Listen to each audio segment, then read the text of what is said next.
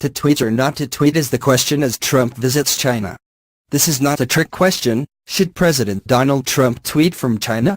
Of course, he will if he can. Administration officials say even at the risk of flouting the privilege in a nation that generally denies Western social media to its own people. And Trump could create diplomatic tensions by tweeting unless the United States first discussed it with the Chinese government, which isn't clear. So it is not a small consideration. The answer has implications for cybersecurity, diplomacy, business and human rights. The White House convened internal discussions and tapped U.S. counterintelligence officials to consult on the matter before the president left for Asia last week, said a person familiar with the discussions who spoke on condition of anonymity. China blocks Twitter for most of its citizens. Though people with access to virtual private networks, or VPNs, have been able to bypass social media restrictions despite government efforts to crack down on the practice.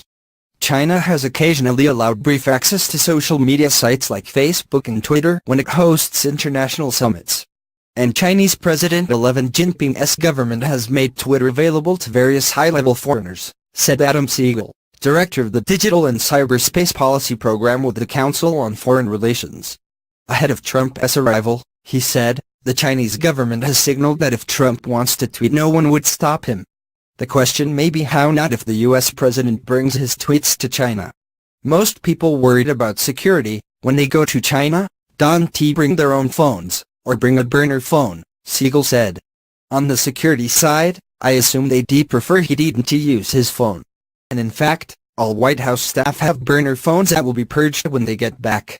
Sophie Richardson, China Director for Human Rights Watch, said in an email that Xi's government has imposed Orwellian controls on free expression and social media use, imposing cybersecurity and national security restrictions, unchecked surveillance and prosecutions of critics. If President Trump is able to tweet from China, it is because he enjoys privileges President Xi systematically denies to people across that country: access to circumvention technology, an actionable right to free speech, and of course an ability to leave China freely should the authorities there dislike what he says, said Richardson.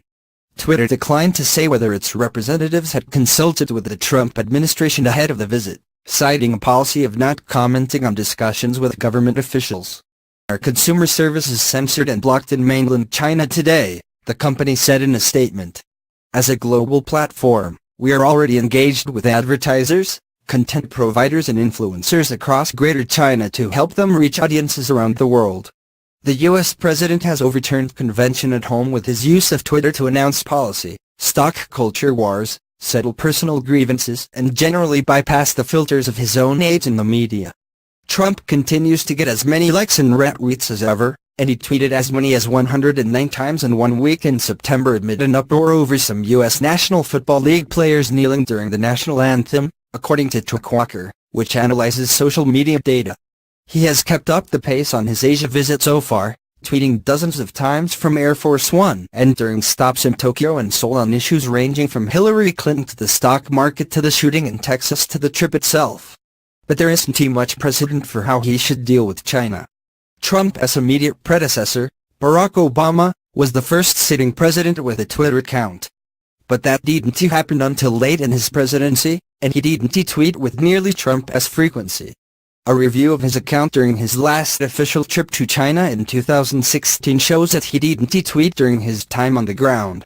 One former Obama advisor, who spoke on condition of anonymity, said all government travelers, particularly those with security clearance and access to the most sensitive information, were advised not to take their own cell phones into China. They were told that anything officials carried into the country should be disposable and to assume any equipment used was being monitored. Former White House Press Secretary Josh Earnest recalled Obama didn't use an iPad in China. He said an aide had to hold it at all times and it couldn't be connected to the internet through local networks. The U.S. government would scan devices before entering and after leaving China, checking for any changes. As to whether Trump tweets in China, Earnest said it may not have much impact with an audience that overwhelmingly lacks the ability to access the message. He should do a Twitter town hall and take questions at Chinese